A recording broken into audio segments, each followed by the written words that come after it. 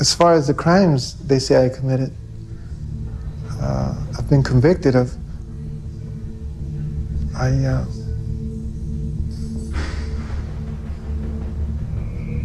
still have dreams of everything that has happened, yes. But I like nightmares. I was happy till the day I got arrested.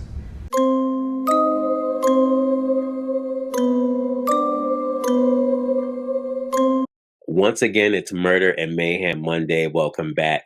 My name is Franklin James, the serial author, and I hope you all had a great and safe New Year's Eve and New Year's Day. Now, this is the first podcast of 2025, and I want to kick it off by taking a deep dive into the mind of one of the most infamous criminals in history. I'll be exploring the chilling case of Richard Ramirez, better known as the Nightstalker, a serial killer who terrorized California during the mid-1980s, leaving behind a trail of violence and mayhem in his wake. But what drove him to commit such heinous crimes? And what can his behavior tell us about his psychology? Well, to better understand Richard Ramirez, I think we must first examine his childhood. I believe his upbringing influenced his actions as well as the path he chose. Richard Ramirez was born on February 29th, 1960 in El Paso, Texas. He was the youngest of 5 children, and his upbringing was marred by poverty, abuse, and exposure to violence. Now, from what I've discovered, his childhood traumas played a significant role in shaping his psyche, but he also endured numerous head injuries during his youth as well as being exposed to toxins in utero. And from what we know, these things can rewire a person's brain on a neurobiological level. So nature played a role in his development, but nurture had a hand in it as well. In fact, he was physically and emotionally abused by his father. He saw his siblings being treated the same way, and he witnessed how his cousin Miguel, a Vietnam veteran, glorified acts of violence. I mean, his cousin Miguel was showing him photos of women he raped and murdered during the war, which is insane, right? The fact that he did those things kept proof of it, and now he was showing it to a kid. And I just cannot wrap my head around it. Like, why? I believe his exposure to violence combined with Miguel's mentorship likely normalized aggression and desensitized him to human suffering. I think everything he went through created the perfect storm in developmental criminology. We have an unstable home environment, exposure to violence, and a lack of positive role models. And unfortunately, the only person Richard Ramirez looked up to was his cousin Miguel. He was his role model, so to speak, a psychopath who kept trophies and photos of his violent acts towards women during the war. And Richard Ramirez was about 11 or 12 years old at the time. And he's seeing some pretty gruesome and disturbing things. I mean, there are photographs of women being sexually assaulted and decapitated.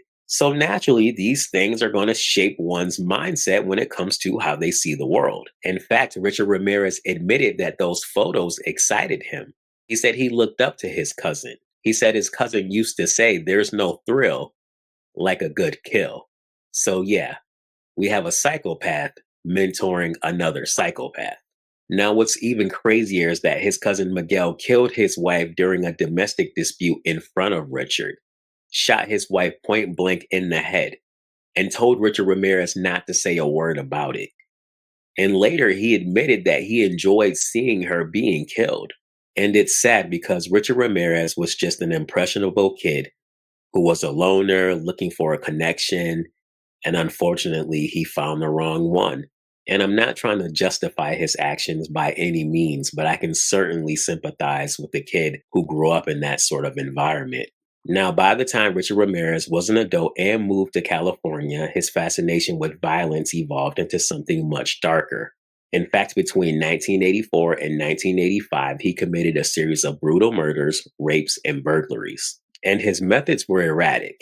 He used knives, guns, and blunt objects, which made him harder to profile. Now, what's interesting about Richard Ramirez is that he really didn't have a consistent MO, which would suggest that he wasn't driven by a singular compulsion like other serial killers. Instead, his crimes were more about power and control, inflicting terror and chaos wherever he went, because he grew up feeling weak, vulnerable, and alone. He targeted victims indiscriminately: men, women, children, and the elderly. And his lack of victim preference highlights a deep seated need to dominate and destroy, rather than a fixation on a specific type of person. Richard Ramirez's whole trip was to hide in a tree or hide behind a fence and watch his victims at nighttime and wait into the wee hours of the night. And then while they slept, creep in, like a coward and kill them. Now, another fascinating aspect about Richard Ramirez's case was his open embrace of Satanism. He left pentagrams at some of his crime scenes and reportedly told his victims to swear to Satan. In fact, he said that Satan stabilized his life and he was lost until he found Satanism. As far as Satan is concerned, I believe in a malevolent being. His description eludes me, but I have felt powers that are evil. Richard Ramirez likely used Satanism to justify his actions and to create a sense of control in his chaotic mind. But it also served to further terrify his victims and feed into the aura of fear he wanted to cultivate. For Richard Ramirez, Satanism wasn't just a belief system, it was a weapon, a psychological tool to assert dominance and separate himself from social norms. Richard Ramirez thrived on getting attention, which likely stems from how he felt neglected as a child. He saw himself as a larger-than-life figure, feeding off the fear and fascination of the public, and people were afraid. Yet, in the end, Richard Ramirez was caught, convicted, and sentenced to death.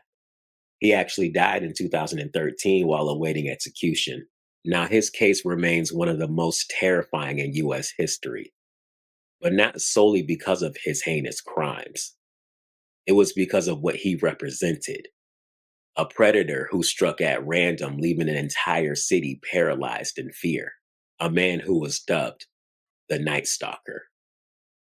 But I want to thank you guys for tuning in. And I do ask that you stab that like button and subscribe. Leave a comment and let me know what you think about Richard Ramirez. Was he influenced more by nature or by nurture? Share this video out there, crack that bell for notifications, and if possible, avoid mayhem. A serial killer comes about by circumstances and like a recipe: poverty, drugs, child abuse. These things, contribute to a person, to a person's frustration and anger, and at some point in life, he explodes.